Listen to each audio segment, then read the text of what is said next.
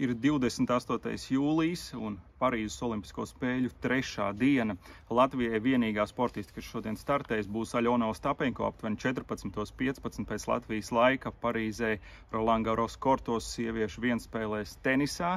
Ostapenko aizvadīs atlikto spēli, kurai jau vajadzēja notikt sestdien, proti pret kolumbieti Kamilu Osorio Serrano. Vakar lija lietus visu dienu, nospēlēja spēles tikai tajos laukumos, uz kuriem ir izvelkamais jumts, un tad var spēlēt arī nokrišanu laikā. Aļonas laukums bija mazāks, uz kuru viņai bija paredzēta spēle, un līdz ar to mačs nenotika. Bet šodien viss notiks, un cerams, ka Aļona ir maksimāli gatava. Viena papildus diena iejusties Parīzē, varbūt Aļonai bija tieši tas, kas nepieciešams. Viņa aizbrauca uz Olimpiskajām spēlēm diezgan vēlu, trešdien, ceturtdien tikai šonedēļ, un līdz ar to vienkārši iejusties tajā spēļu atmosfērā, izbaudīt fantastiskos sporta svētkus, kurus satiekas vairāk kā 200 pasaules valstis, tas noteikti ir tieši tas, kas vajadzīgs.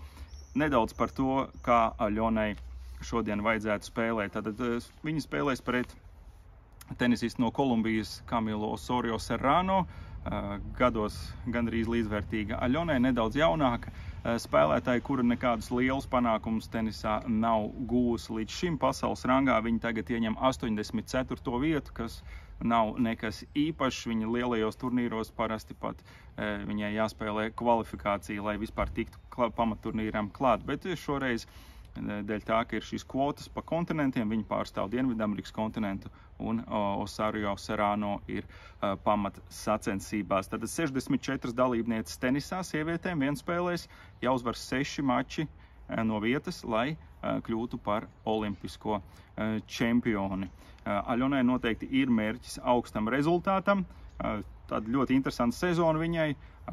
Ja gada sākumā Austrālijā un arī pēc tam sekojošajos turnīros viņa nospēlēja ļoti, ļoti labi, parādīja vienu no labākajiem tenisiem, ko viņa rādījusi savā dzīvē. Tad pēc tam sekoja tāds kritums, un gan French Open Parīzē maijā, gan arī turnīri, kas bija pirms tam uz māla seguma, nesanāca Aļonai. Tad nākošie bija zālāja seguma turnīri, kas notiek tradicionāli Lielbritānijā, pirms Vimbuldonas, un tur Aļona jau pamazām iešūpojās, un Vimbldonā sasniedza ceturtdaļfinālu un zaudēja tikai nākamajai čempionai. Šeit bija absolūti labas iespējas Aļonai uzvarēt visu turnīru, jo pretinieces šoreiz sanāca, ka arī nebija pārāk gatavs. Diemžēl Aļona ceturtdaļfinālā dramatiski zaudēja Barborai Krejčikovai no Čehijas, kas pēc tam arī uzvarēja visu turnīru. Aļona kopš Vimbuldonas nav spēlējusi nekur, un protams, maču prakses viņai nav, bet es domāju, ka viņa ir nopietni gatavojusies, arī psiholoģiski tādu labu restartu uztaisījusi savai sezonai, un es ceru, ka viņa ir ļoti, ļoti izsalkusi. Līdz šim viņa nevienu reizi nav pārvarējusi Olimpisko spēļu pirmās kārtas barjeru. 2 spēles, 2 zaudējumi pirmajā cīņā, bet šodien ir jāizdara viss, lai šī tradīcija tiktu beigta. Kas notika vakar? Vakar varēja Roland Garros bezmaz vai ar laivām braukt.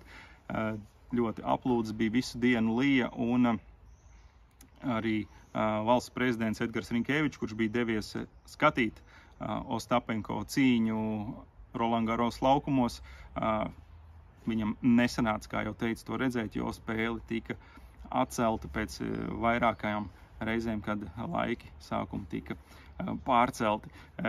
Kas vēl būtiski, Aļona Ostapenko nedzīvo olimpiskajā ciematā, viņa dzīvo viesnīcā turpat netālu no laukumiem, tāds Parīzes priekšpilsēta Buloņu Bilankūra, esmu tur bijis, tāda diezgan klusa, patīkama vieta, un Aļona tātad cenšas norobežoties no tās olimpiskās kņadas, no tiem daudzajiem cilvēkiem, kas ir, un ļoti nopietni gatavoties. Viņa ir kopā ar mammu Jeļenu Jakovļevu uz šo te turnīru, un paskatīsimies, kā viņas būs sagatavojušās.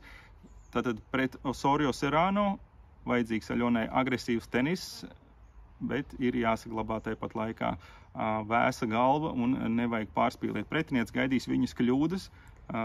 Osorio Serrano arsenālā nav tāds liels uzbrukuma tenis ar daudziem spēcīgiem sitieniem. Viņi vairāk cenšas pretinieci paņemt uz izturību, un savākt tās kļūdas, kas Aļonai parasti ir. Nu, Aļona ir tāda tenisiste, kur daudz pati uzvar un arī daudz pati kļūdās. Viņai ir jāsabalansē tas, lai šis kļūdu daudzums būtu minimāls. Teorētiski nevajadzētu būt problēmām mačā pret Osorio Serrano. Vajadzīgs Aļonai labs sniegums, un es ticu, ka viņa to arī izdarīs. Mana prognoze ir Ostapenko uzvara 6-3, 6-3 un iekļūšana otrajā kārtā, jeb starp 32 olimpisko spēļu tenisa turnīru sieviešu labākajām spēlētājām. Bet vēl pāris vārdi. Šodien ļoti svarīga diena basketbola turnīrā. Var teikt, citplanētieši nolaižas Francijā, kas tie pa citplanētiešiem, protams, Amerikas Savienoto Valstu basketbola izlasē absolūti fantastiska komanda ar zvaigznēm piepildīta un kas demonstrēs noteikti vislabāko basketbolu šajās te olimpiskajās spēlēs, un ar nepacietību gaidam pirmo maču 18:15 šodien ASV pret Serbiju, un Nikolu Jokiču spēlēs šodien olimpiskajā basketbola turnīrā. Bet mēs ar jums tiekamies jau vakarā, kad apskatīsimies, kas ir noticis, kā Aļonai gāja, analizēsim to spēli, un lai jums brīnišķīga svētdiena!